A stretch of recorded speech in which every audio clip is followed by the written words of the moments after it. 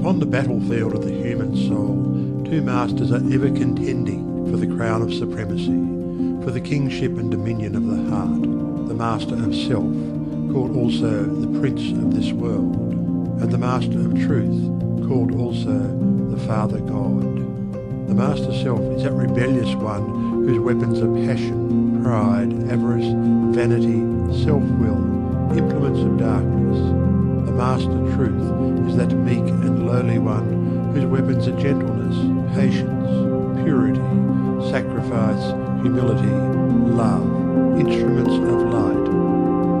In every soul the battle is waged, and as a soldier cannot engage at once in two opposing armies, so every heart is enlisted either in the ranks of self or of truth.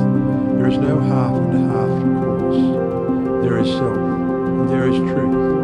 Where self is, truth is not. Where truth is, self is not.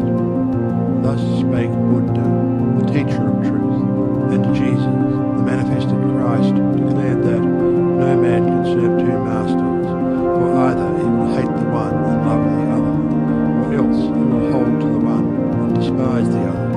Ye cannot serve God and mammon. Truth is so simple, so absolutely undeviating and uncompromising, that it admits of no complexity, no turning, no qualification. Self is ingenious, crooked, and governed by subtle and snaky desire, admits of endless turnings and qualifications, and the deluded worshippers of self vainly imagine that they can gratify every worldly desire, and at the same time possess the truth. But the lovers of truth worship truth with the sacrifice of self, and ceaselessly guard themselves against worldliness and self-seeking. Do you seek to know and realize truth? Then you must be prepared to sacrifice, to renounce it to the uttermost, for truth in all its glory can only be perceived and known when the last vestige of self has disappeared. The eternal Christ declared that he who would be his disciple must deny himself daily. Are you willing to deny yourself, to give up your lusts, your prejudices, your opinions? If so, you may enter the narrow way of truth and find that peace from which the world is shut out. The absolute denial, the utter extinction of self, is the perfect state of truth, and all religions and philosophies are but so many aids to this supreme attainment. Self is the denial of truth. Truth is the denial of self. As you let self die, you will be reborn in truth. As you cling to self, truth will be hidden from you. Whilst you cling to self, your path will be beset with difficulties, and repeated pains, sorrows, and disappointments will be your lot. There are no difficulties in truth, and coming to truth, you will be freed from all sorrow and disappointment. Truth in itself is not hidden and dark. It is always revealed and is perfectly transparent, but the blind and wayward self cannot perceive it. The light of day is not hidden except to the blind, and the light of truth is not hidden except to those who are blinded by self.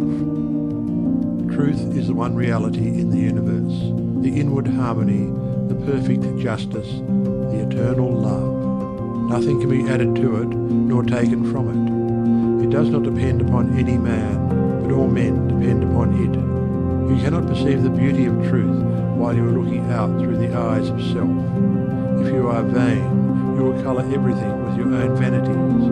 If lustful, your heart and mind will be so clouded with the smoke and flames of passion that everything will appear distorted through them.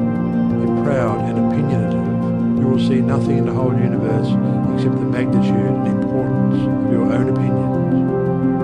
There is one quality which preeminently distinguishes the man of truth from the man of self, and that is humility. To be not only free from vanity, stubbornness, and egotism, but to regard one's own opinions as of no value. This indeed is true humility.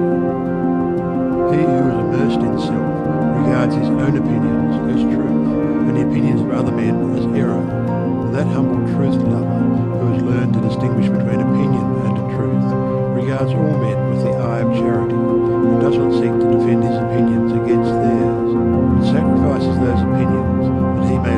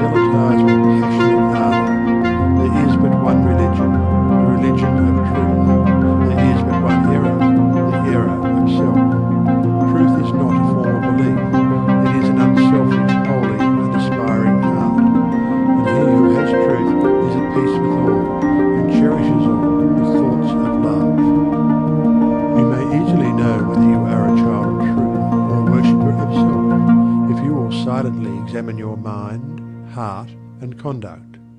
Do you harbour thoughts of suspicion, enmity, envy, lust, pride, or do you strenuously fight against these? If the former, you are chained to self, no matter what religion you may profess. If the latter, you are a candidate for truth, even though outwardly you may profess no religion. Are you passionate, self-willed, ever seeking to gain your own ends, self-indulgent and self-centred? Or are you gentle, mild, unselfish, quit of every form of self-indulgence, and are ever ready to give up your own? If the former, self is your master. If the latter, truth is the object of your affection. Do you strive for riches? Do you fight with passion for your party? Do you lust for power and leadership? Are you given to ostentation and self-praise? Or have you given up the love of riches? Have you relinquished all strife? Are you content to take the lowest place and to be passed by unnoticed? And have you ceased to talk about yourself and to regard yourself with self-complacent pride? If the former, even though you may imagine you worship God, the God of your heart is self. If the latter, even though you may withhold your lips from worship, you are dwelling with the Most High. The signs by which the truth lover is known are unmistakable. Hear the holy Krishna declare them in Sir Edmund Arnold's beautiful rendering of the Bhagavad Gita.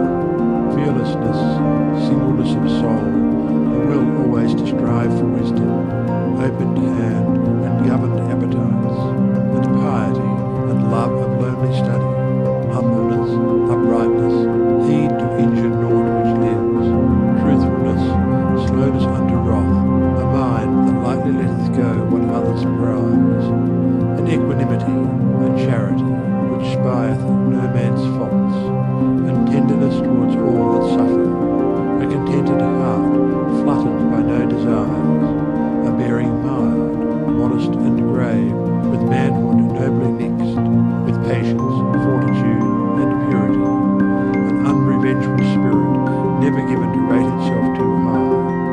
Such be the signs, O Indian Prince, of him whose feet are set on that fair path which leads to heavenly birth.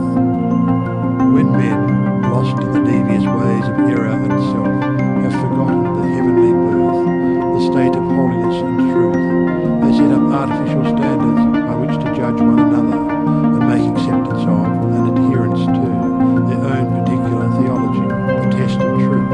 And so men are divided one against another, and there is ceaseless enmity and strife and unending sorrow and suffering. Reader, do you seek to realize the birth into truth? There is only one way. Let self die. All those lusts, appetites, desires, opinions, limited conceptions and prejudices to which you have hitherto so tenaciously clung, let them fall from you. Let them no longer hold you in bondage, and truth will be yours. Cease to look upon your own religion as superior to all others, and strive humbly to learn the supreme lesson of charity. No longer cling to the idea, so productive of strife and sorrow,